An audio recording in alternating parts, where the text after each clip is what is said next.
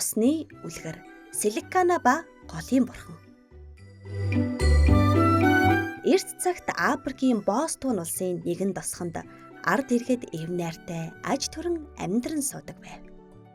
Энэ тосгоныхон найрсаг бас эмэгтэйчүүд нь шүрээр чамин зүйлд бугуйж бүгд зэргийг уралдгаараа алдартай. Тосгоноор урсах голоос иргэдэн унтны усаа авна. Гэхдээ энэ гол хэдэн жилийн өмнө л их хэмжээний устай, загас ихтэй, өргөн том гол байлаа. Бороо орсны дараа усных нь хэмжээ нэмэгдэж, бага мэлхийнүүд голоос гарч ирээд ваагалах нь тосгоны чимэг гэлтэй. Харин одоо бол мэлхий байтугай жараахайч ховор үзэгдэх жижиг горхноос ялгаагүй болсон. Тосгоны иргэд голын бурхны гомдооч гсэн юм болов уу? Яаж аргадах вэ хэмээн хоорондоо ярихаас цаашгүй. Энэ тосгоны залуу бүсгүйчүүд бүгд л үцэгслэн төгөлдөр. Гэхдээ тэдэн дундаас Силикана хэмээх охин онцгойрдог байв. Тэр хөөрхөн, даруу төлөв, бас сайхан сэтгэлтэй нэгэн. Тосгоны хөгшөд урт замыг туулж байнга голоос ус авч чадахгүй тул Силикана охин тэдний усыг сайн дураараа зөөж өгдөг байлаа. Үүнийх нь хариуд тосгоны хөгшөд Силиканад шүр бэлгэлдэг байв. Үүгээр нь охин өөртөө зүйлд бугуйт зэргийг хэлэхэд зүүн. Сайхан сэтгэлийнхэн хариунд бэлгэн давсан шүрээ хэлэхэд зүсээр Силикана охин тосгоныхоо хамгийн сайхан бас үнэтэй шүрэн эдлэлийн цуглуулгатай нэгэн болсон байв. Үүнд нь натаархсан бусад охид нэг өдөр Силиканыг чадах арга зал сэдэж олов. Ингээд тэд өөрсдийн зүүж явдаг чимэглэлүүдээ навчин дор нуугаад доторх нь харагдахгүй ууттай хог бэлдэж голын хажууд Силиканыг хүлээлээ. Энэ тосгоны эмэгтэйчүүд үргэлжил ямар нэгэн гоёл зүүж явдаг тул тэднийг хараад гайхсан Силикана "Та нар яагаад гоёл чимэглэлээ зүүгээгүй юм бэ?" хэмээн асуухад нэг охин нь "Өнөөдөр голын дахилгатай өдөр. Биднийг өөрсдийн бүх гоёл чимэглэлийг лусын эзэнд үргэл болгон голд хий гэсэн. Чи ч гэсэн өөрийнхөө хаях хэрэгтэй болох нь дээ" гэж хэлээд ууттай хогоо гол руу шидчихгээд яваад өг. Силикана гайхсан ч гинэн зангаараа тэдний үгэнд итгэж хамаг нандин чимэглэлээ ус руу шитгэн тэр.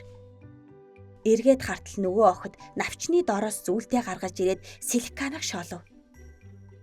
Тэдний үгэнд хуурцнаа мэдсэн Силикана дэмээл голын хажууд уйлан сууж "Миний эд зүйлсийг буцаагаад өгөөч" хэмээн гойлаа.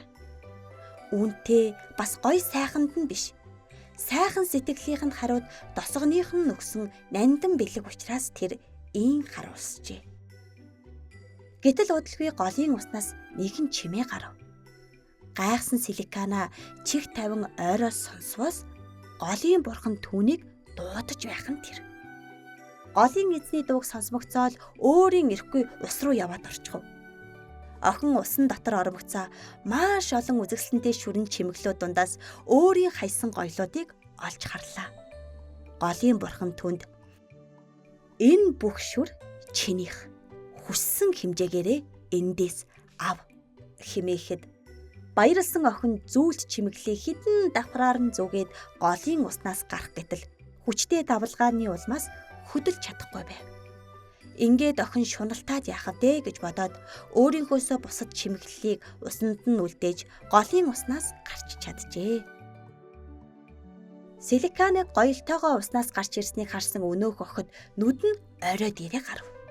Энэ явдлаас хойш Силиканагийн шуналгүй ариун сэтгэлд голын бурхан баярлаж бороо ороогүй хэрн голын ус огцом нэмэгдэж анх байсан шигээ өргөн том болох нь тэр.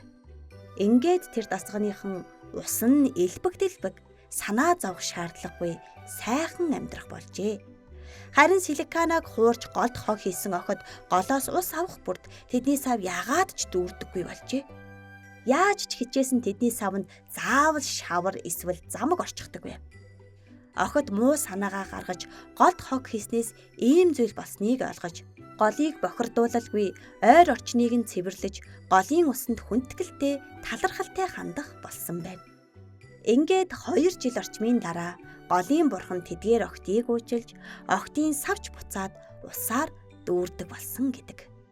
Үүнээс хойш энэ нутгийн ардууд үр хойчдоо гол усаа бохирдуулахгүй байхыг захиж усаа чин сэтгэлээсээ хайрладаг болжээ.